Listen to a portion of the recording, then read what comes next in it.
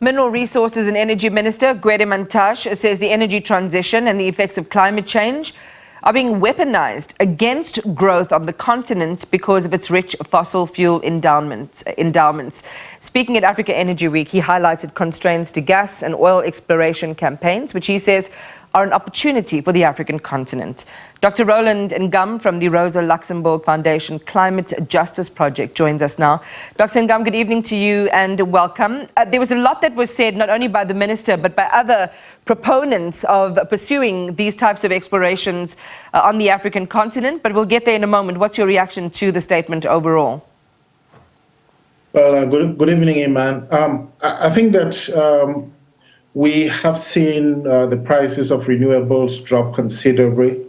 There seems to be a lot of gas reserves around South Africa, and we have obviously seen that Cabo Delgado has made plans to start to revamp its activities next year, and that will obviously probably be fueling interest in reaping some dividend off of this. But at the same time, people are looking to the future, powering past coal and gas and so on. And so different parts of the argument really coming to the fore, and the minister not liking those who back renewables.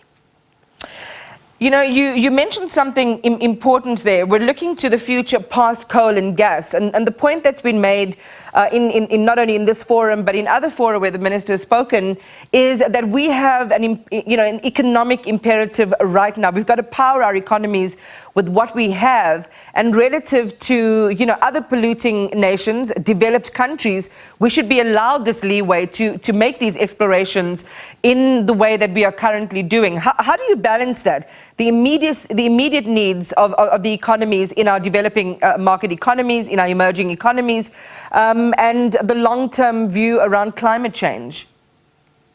Well, Iman, I think the minister's arguments were made in a very specific context. Exploration permits were awarded, and some NGOs fought back successfully against that. At the same time, there are certain valid arguments in Minister Mantashe's messages. The fact that since the Russian invasion of Ukraine, a lot of money has poured into Africa for oil and gas projects, about $500 billion worth of investments. And the African countries are saying, well, hang on a minute.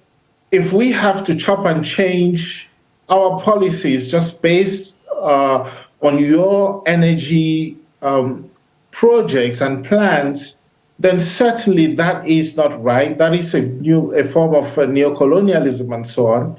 You saw how England, for example, pushed back its mandate for combustion engines to about 2030 and so on.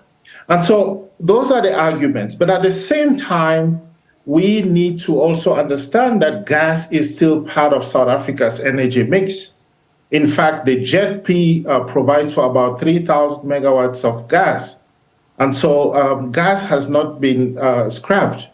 Neither has coal. We also have to recall that we are talking about a just energy transition process. So the just part is also part of the argument. And maybe tease that out for our viewers here against this backdrop around, what is ideal is creating, a really well-balanced energy mix that has renewables, kind of teething off, a fossil fuel dependency, but also making sure that there's inclusivity in the way that transition happens. That's a very important question, Iman. South Africa is a fossil economy par excellence, about 100 years worth of investments in different fossil fuels, as well as precious minerals and so on. All of that cannot be erased in a day. Now, when we're talking about coal, which really powers most of South Africa's manufacturing and homes. That is about Eskom's 81 or 82 units, which are coal dependent, really are the backbone of this economy. And it will cost about trillions of rand to move to cleaner energies. At the same time, let's remember that provinces like Mpumalanga, almost 10 different towns which are dependent on coal. So if we move out of this, and we need to move out of this, why? Because greenhouse gas emissions are causing the planet to heat up. They are causing major catastrophes, an increase in the frequency and intensity of extreme weather events. But the changes that are coming are cheaper.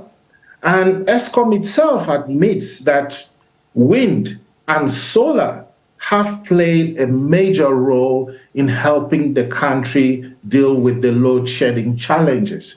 About 6,200 megawatts of IPP capacity, but also about 4,400 megawatts of privately owned capacity within our homes. And this happened because renewables are cheaper to install, and they're installed much faster. Yeah. And so we have an imperative, and really it is about balancing these two. It is not as if some people want coal and gas to be replaced overnight. That is not going to happen, and that is not reasonable or sensible. On that note, thank you so much for sharing your perspective with us. We appreciate it, Dr. Roland Ngam.